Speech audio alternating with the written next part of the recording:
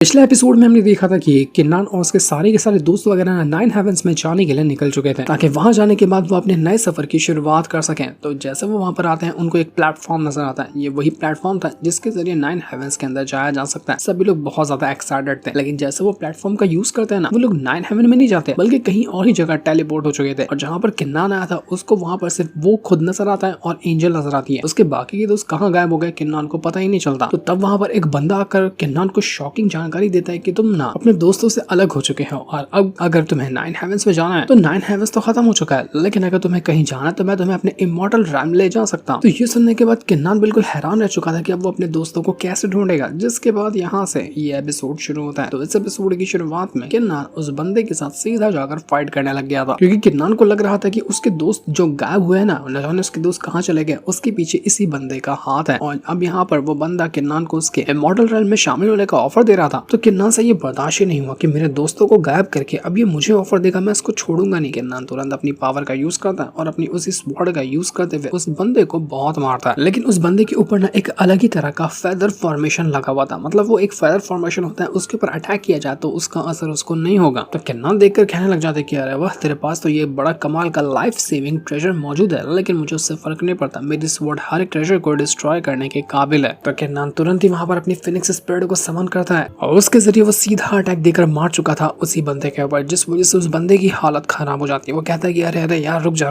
लेकिन किन्नान नहीं रुकता। वो अपनी फिनिक्स बर्ड को यूज करते हुए, अपनी स्वॉर्ड को यूज करते हुए उसको बहुत मारता है। तो इस चीज को देखकर वो बंदा कहने लग जाता है कि ये जो आया है ना किन्नान, ये कोई नॉर्मल इंसान नहीं है, ये बहुत ज्यादा स्ट्रॉन्ग है। मुझे तो लगा कि ये कोई नॉर्मल कल्टिवेटर होगा जो नाइन हेवंस में जाना चाहता है, लेकिन इसकी पावर सच में बहुत ज्यादा कमाल की है। किन्नान तो रुकता ही नहीं, उसको इतना मारता है कि उस बंदे की हालत खराब हो चुकी थी। वो कहने लग जाता है कि मुझे नहीं लगता कि मैं यहाँ पर इसका मुकाबला कर पाऊंगा। वो किन्नान से कहता है कि अगर तेरे अंदर हिम्मत होगी ना, तू यहाँ से कहीं भागेगा नहीं, मैं अभी आ रहा हूँ अपने कुछ और लोगों को लेकर। तो किन्नान कहता है कि क्या हुआ, इतनी जल्दी भाग रहा है? तू तो बहुत तारीफ कर रहा था अपने आप की कि तू ये कर लेगा वो कर लेगा, मैं तो एक इमॉर्टल क्लान का लीडर हूँ, लेकिन अभी तेरी इतनी जल्दी हवा निकल गई। मैं तो अभी तुझसे और लड़ना चाहता हूँ, दिखा मुझे कि तू क्या कर सकता है। किन्नान सीधा उसके विंग्स को ही काट कर अलग कर देता है और उसके बाद तो वो उसको छोड़ता ही नहीं, उसको खूब मारता है, जिस वजह से वो बंदा अब अधमरा हो चुका था। उसके अंदर कुछ भी ताकत नहीं बची थी कि वो खड़ा भी हो सके। मार मार कर उसको किन्नान ने भरता बनाकर रख दिया था और फिर उसको वो पटकता है और जमीन पे गिरा देता है। जमीन पे गिराने के बाद वो सीधा उसकी गर्दन धड़ से अलग करने वाला था। वो कहता है कि मैं अब तुझे जान से मार डालूंगा, लेकिन वो बंदा डरते हुए कहने लग जाता है कि मैं अपनी हार मानता हूँ, मैं सब कुछ यहाँ पर अपना गिव अप करने के लिए तैयार हूँ। तुम मुझे नहीं मार सकते क्योंकि मैं यहाँ पर तुम्हारी उल्टा हेल्प ही कर रहा हूँ, तुम हेल्प कर रहा हूँ तुम्हारी, और तुम उल्टा मेरी जान क्यों लेना चाहते हो? तो किन्नान कहता है कि कौन सी तरह की हेल्प कर रहे हो तुम मेरी, मुझे तो कुछ भी समझ में नहीं आ रहा, बल्कि मुझे तुम मेरे से दुश्मन नजर आ रहे हो। तो वो कहने लग जाता है कि जहाँ पर अभी तुम हो ना, इसको फेन्यू इमॉर्टल रैल्म कहा जाता है और यहाँ पर 9 फेदर कमांडर है। जैसे तुम मेरे पास वो फेदर देखे थे ना, वैसे 9 और कमांडर है जिनके पास भी वो फेदर्स है। और हमारे फेन्यू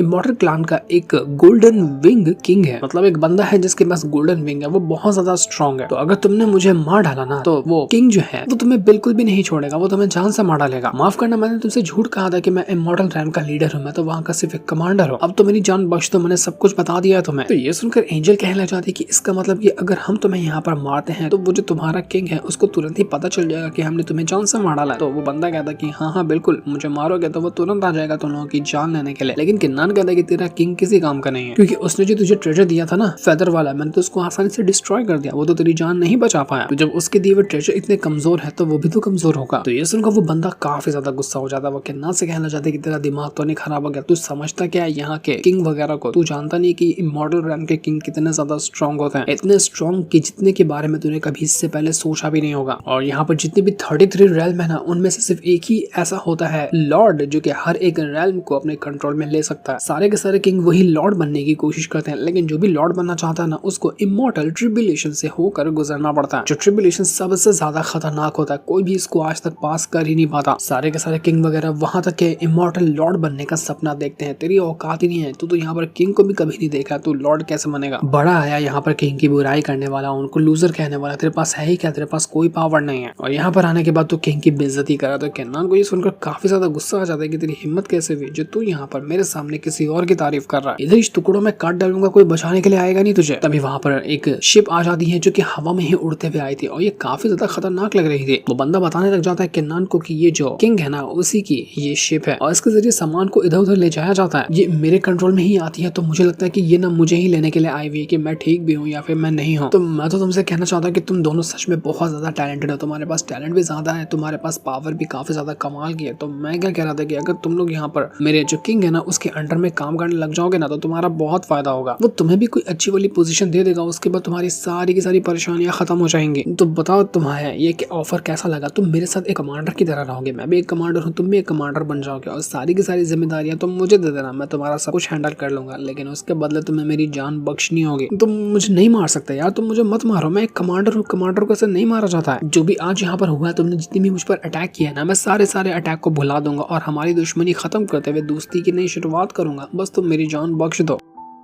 तो ये सुनकर किन्नान अभी के लिए तो उसकी जान बख्श देता है, लेकिन किन्नान को उससे और ज्यादा फायदे निकलवाने थे। पर जैसे ये हुआ था ना, वो बंदा अपने मन में कहना चाहता है कि कुत्ता कहीं का लोअर रैम से आया हुआ न जाने कहां से उठ कर आया है और यहाँ पर आकर अपनी मनमानी चला रहा था, बस एक मौका मिल जाए मैं किन्नान के टुकड़े टुकड़े कर दूंगा, ये बंदा कभी नहीं सुधरने वाला है। तो जैसे वो ये कह रहा था ना, किन्नान तुरंत ही अपनी पावर का यूज करता है और सोल डिवोरिंग फायर को सीधा डाल देता है उसी बंदे के अंदर। ये देखकर वो बंदा हैरान हो चुका था कि आखिर तूने मेरे साथ किया क्या डाला है तूने मेरे अंदर, मुझे सच सच बता। तो किन्नान कहता है कि अबे घबरा क्यों रहा है, ज्यादा कुछ खतरनाक चीज नहीं डाला है, बस एक डिवोरिंग सोल डाल दिया है, मतलब कि वो तेरी सोल को खाते हुए जिंदा रहेगा, ये एक पॉइजन की तरह तेरे अंदर काम करने वाला है। तो आइंदा तूने कभी भी कुछ भी मेरे खिलाफ या मेरे किसी दोस्तों के खिलाफ कुछ भी गलत इंटेंशन लाने की कोशिश करी ना, तो अपने आप ही तू मर जाएगा, किसी को कुछ करने की जरूरत ही नहीं पड़ेगी। ये सुनकर वो बंदा बिल्कुल पगला जाता है, क्योंकि वो प्लान बना कर रखा था कि मौका मिलते साथ ही किन्नान को वो जान से मारेगा, लेकिन किन्नान तो उससे 2 कदम आगे निकला। अब उसने उसके साथ ऐसा कर दिया है कि चाह कर भी वो बंदा किन्नान के खिलाफ नहीं जा सकता, उसको उसका गुलाम ही बनकर रहना पड़ेगा हमेशा हमेशा के लिए। अब किन्नान के पास दूसरा कोई ऑप्शन नहीं था कहीं जाने का, क्योंकि यहाँ पर कोई रास्ता ही नहीं था, इसलिए वो डिसाइड करता है कि ठीक है वो इमॉर्टल रैल्म के अंदर ही जाएगा, क्या पता उसके दोस्त भी वहां पर मौजूद हो। वो उस बंदे से कहता है कि ठीक है मुझे अपने इमॉर्टल रैल्म के अंदर ले चल, लेकिन हाँ तुझे फिर से वार्निंग दे रहा हूँ कि अगर मुझे हल्का सी भी ऐसा लगा कि तू कुछ गड़बड़ करने की कोशिश कर रहा है तो फिर उसके बाद दोबारा मैं सोचूंगा नहीं, सीधा तेरी जान ले लूंगा। बेहतर होगा कि जो मैं कह रहा हूँ उसको अच्छे से समझ ले। जिसके बाद सारे के सारे लोग वहां पर जो शिप के अंदर मौजूद थे आकर पहुंच जाते हैं और कमांडर से कहने लग जाते हैं कि कमांडर आप ठीक तो है ना, वैसे ये हेल कौन लोग जो आपके साथ है। तो ये सुनने के बाद कमांडर कहने लग जाता है कि कोई नहीं ये मेरे दोस्त लोग हैं। वो यहाँ पर अपनी झूठी तारीफ करवाने वाला था कि बीच में किन्नान एक के बाद कहने लग जाता है कि देखो मैं यहाँ पर 9 हेवेंस में जा रहा था, लेकिन बीच में ये बंदा मुझे मिल गया तुम्हारा कमांडर, तो मैंने इसके साथ फाइट किया और इसको बहुत बुरी तरीके से मारा और इसकी हालत मैंने खराब कर दी। तो ये सुनने के बाद कमांडर अपने साथियों से कहना चाहते कि यार ऐसे क्या देख रहे हो मुझे, मैं यहाँ पर सिर्फ मार खाया, हारा थोड़ी ना, मैं कैसे हार सकता हूँ, तुझे लगता है क्या मैं किन्नान जैसे बंदे से जो कि न जाने कहाँ से उठकर आया हुआ उससे मैं हार जाऊंगा, कभी भी नहीं। और जब किन्नान गुस्से में उसका अपना चेहरा दिखाता है ना, कमांडर की हालत खराब हो चुकी थी, वो कहता है कि हाँ मैं मानता हूँ कि मैं हार गया था, अब चलो टाइम पास बहुत हो गया, अब हम चलते हैं इस इमॉर्टल रैम के अंदर। तो इसके बाद वो सारे के सारे लोग शिप के जरिए इमॉर्टल रैम की तरफ बढ़ना शुरू कर देते हैं। यहाँ पर आने के बाद किन्नान उस कमांडर से कहता है कि देख मैं फिर से तुझसे पूछ रहा हूँ कि क्या तुझे पता है कि मेरे जितने भी दोस्त वगैरह हैं वो कहाँ पर हैं, क्या वो इसी इमॉर्टल रैम के अंदर है या फिर वो किसी और रैम के अंदर है। तो कमांडर कहता है कि देख मैं ऐसा तो नहीं बता सकता, वो कहीं पर भी हो सकता है। जितने भी लोग जिस भी रैम के अंदर जाते हैं ना, वहाँ पर हर एक इंसान को एक दूसरे से फाइट करनी होती है आगे बढ़ने के लिए और दूसरे रैम को अचीव करने के लिए। सभी लोग एक ही इंसान जैसा बनना चाहते हैं जो कुछ टाइम पहले आया था। यहाँ पर कुछ टाइम पहले एक इमॉर्टल लड़की आई थी जिसने हर एक रैम को अचीव किया, हर एक रैम के अंदर जाकर उसने फाइट किया और सबको जीता। वो इतनी टैलेंटेड इतनी एक्स्ट्राऑर्डिनरी थी ना जिसकी पावर का हिसाब ही नहीं लगाया जा सकता। सब लोग उसी जैसा बनने के लिए मेहनत करते हैं। लोग तो वहाँ पर अब उसको एक प्यार से नाम कहकर बुलाने लग गए, उसको एम्प्रेस कहा जाता है। किन्नान समझ चुका था कि वो एम्प्रेस कोई और नहीं बल्कि वही एम्प्रेस है जो कि स्पिरिचुअल वर्ल्ड के अंदर उसके रहा करती थी। अब वो भी गई थी ना 9 हेवेंस के अंदर। तो किन्नान उस कमांडर से कहता है कि जरा मुझे बताओगे कि वो एम्प्रेस कहाँ पर है। तो कमांडर कहता है कि ऐसा तो उसकी लोकेशन कोई नहीं जानता क्योंकि वो इधर उधर ट्रैवल करते रहती है, लेकिन सबसे ज्यादा उसको ना एक शेंगजिंग हेवन है नाम की जगह वहां पर देखा गया। तो एंजल कहती है कि ठीक है फिर हमें शेंगजी हेवन तक ही ले चलो, हम वहीं पर जाना चाहते हैं और उस एम्प्रेस से मिलना चाहते हैं। अब यही शिप हमें शेंगजी हेवन तक के ले जाएगी। तो ये लोग शेंगजी हेवन की तरफ ही बढ़ने लग गए थे, जहाँ रास्ते में वो कमांडर बताने लग जाता है कि वो जो एम्प्रेस है ना उसने इमॉर्टल डीटी का टाइटल भी हासिल किया है, जिसको प्यार से इमॉर्टल डेस्टिनी भी कहा जाता है। तो एंजल कहती है कि जो इमॉर्टल डेस्टिनी बनता है क्या उसको हेवन तक जाने का मौका मिलता है क्या। तो वो कमांडर कहता है कि हाँ तुम ऐसा समझ सकते हो, मैंने एक बंदे को देखा था जो कि हेवन तक के जा रहा था। जब वो ये काम कर रहा था ना उसके अंदर से निकलने वाला ऑरा इतना ज्यादा था कि पूरा इलाका मानो डिस्ट्रॉय हो जाएगा। ऐसा मौका किस्मत वालों को ही कभी कभी मिलता है, इसलिए लोग मरते हैं हेवन तक के रीच करने के लिए। तो किन्नान कहना चाहता है कि तूने उस बंदे को हेवन तक के जाते हुए देखा, तो तू उसके पास क्यों नहीं गया, उससे मिलने के लिए, उसको देखने के लिए? कैसे में वो बंदा है कौन? तो ये सुनकर वो कमांडर कहना चाहता है कि देखो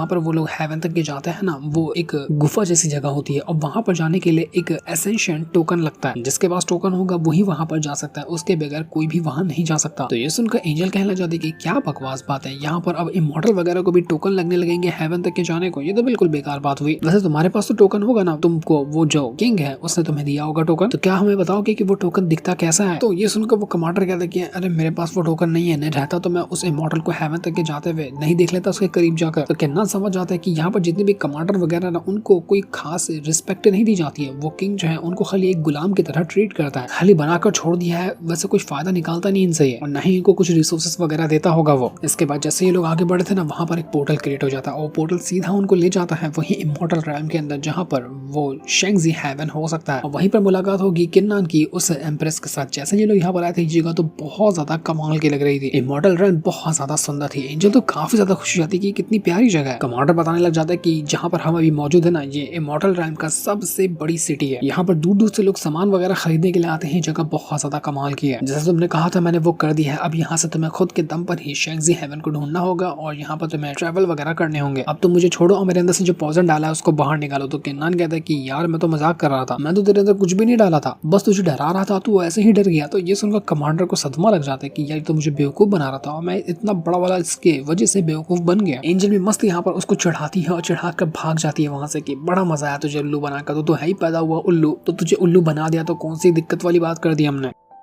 ये सुनकर वो जो कमांडर था ना, वो बहुत ज्यादा गुस्सा हो जाता है। वो कहने लग जाता है कि मैं इन लोगों को छोड़ूंगा नहीं, अब तो मैं इनकी जान लेकर ही रहूंगा, क्योंकि मुझे पता है कि मेरा एक बहुत ही खास बंदा यहाँ पर सिटी के अंदर रहता है जिसका नाम वान शियाओ है, और अगर मैंने उसको बता दिया ना इनके बारे में तो वो इनको नहीं छोड़ेगा। तो वो कमांडर अपने साथियों से कहने लग जाता है कि देखो यहाँ पर कुछ भी हुआ किसी को कुछ भी बताने की जरूरत नहीं है, मैं वान शियाओ के पास खुद जाऊंगा और उसको समझाऊंगा कि क्या हुआ है, कैसे क्या करना है। तुम में से किसी ने भी कुछ भी यहाँ की बात बताने की कोशिश की तो मैं तुम्हें छोड़ूंगा नहीं, क्योंकि उसको पता था कि यहाँ की बात पता चली तो उसकी तो बड़ी बेइज्जती होगी, इसलिए अपनी इज्जत बचाने के लिए वो ये सारे काम कर रहा था। ये करने के बाद वो चला जाता है वान शियाओ को सारी की सारी बात बताने के लिए। यहाँ पर से ये तो निकल चुका था, तो वहीं पर किन्नन और एंजल जो होते हैं वो बाजार में घूम रहे थे। वो सारी जगह को अच्छे से देख रहे होते हैं कि ये जगह है कैसी। जितने भी लोग यहाँ पर मौजूद थे ना, हर एक बंदा अच्छे खासे लेवल का बंदा होता है, मतलब यहाँ पर कमजोर लोगों की कोई जगह ही नहीं है। जो स्ट्रॉन्ग होता है वही इस सिटी के अंदर आकर ट्रैवल कर सकता है। एंजल तो कहने लग जाती है कि हमें तो ऐसा लगता है कि हम सच में 9 हेवंस के ही किसी एक हेवन के अंदर आकर पहुंच चुके हैं, क्योंकि ये जगह उससे कम नहीं लग रही। यहाँ पर रिसोर्सेज भी कितने सारे हैं और यहाँ पर लोग कल्टीवेटर भी कितने स्ट्रॉन्ग है। जैसे ये लोग आगे बढ़े थे ना, उनको वहां पर दिखाई देता है कि कुछ लोग हैं जो बाजार के बीच में भीड़ जमा करके रखे हुए और उनके सामने एक बहुत ही बड़ा मिरर रखा हुआ है। तो एंजल कहती है कि किन्नन से, किन्नन देखो ये कितना अजीब सा मिरर है और इसके अंदर है क्या जो इतने लोग भीड़ जमा करके इसको देख रहे हैं। किन्नन कहने लग जाता है कि मुझे ये जो मिरर है वो सिमिलर सा क्यों लग रहा है, ऐसा क्यों लग रहा है कि मैंने इसको पहले कहीं ना कहीं देखा है। जितने भी लोग यहाँ पर मौजूद है ना, वो किन्नन और एंजल को देखकर कहने लग जाते हैं कि अबे ये लोग है कौन, ये कहाँ से आए हुए हैं, इनके तो कपड़े भी यहाँ करने लगते हैं और ये आकर यहाँ पर आपस में क्या खुसर फुसर कर रहे हैं। उनका ध्यान तो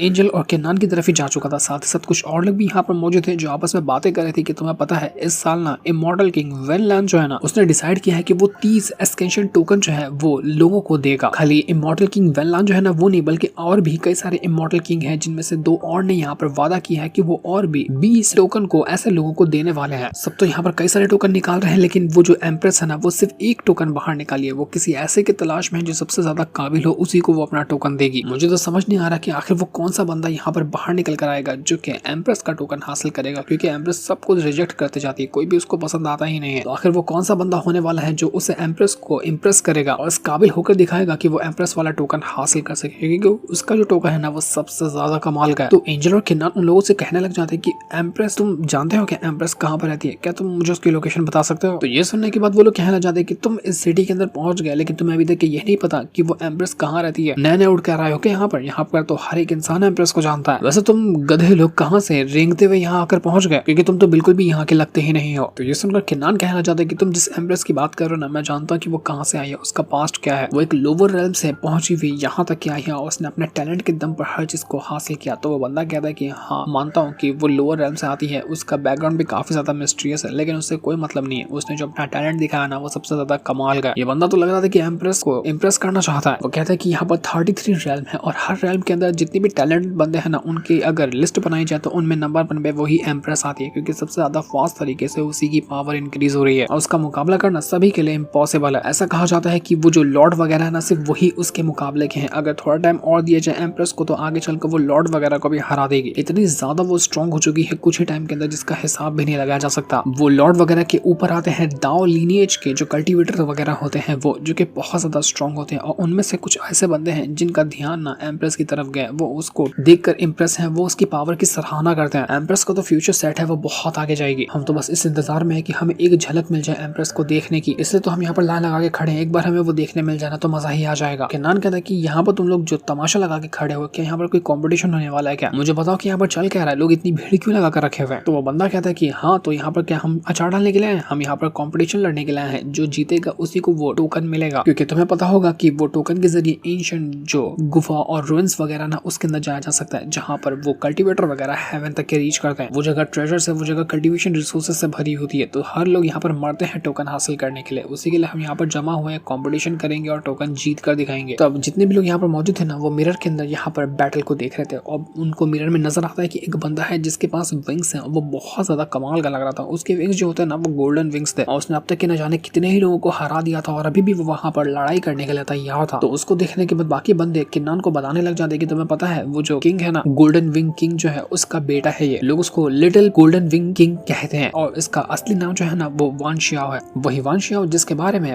वो कमांडर बता रहा था कि अब वो किन्नान से लड़ने के लिए वांग शियाओ की हेल्प लेगा। लोग कहते हैं कि इस वान शियाओ ने ना इतनी कम एज के अंदर ही कई सारे इमॉर्टल कल्टीवेटर के साथ मुकाबला किया और उनको हराया है। उसका मुकाबला करना किसी के लिए भी नामुमकिन साबित होता है जो उसके आसपास के लेवल का होगा। और ये भी जल्दी वो ये एम्प्रेस के रास्ते पे चल रहा है, उतना ही स्ट्रॉन्ग ये भी कुछ ही टाइम के अंदर हो जाएगा। तुम बस देखते जाना ये कितना ज्यादा टैलेंटेड है। तो एंजल कहना चाहती है कि ये तो बड़ी बेकार बात नहीं हुई, क्योंकि इसका बाप वैसे ही एक किंग है ना, तो उसके बेटे को यहाँ पर कॉम्पिटिशन लड़ने की क्या जरूरत है? वो उसका बाप डायरेक्ट उसको टोकन नहीं दे सकता।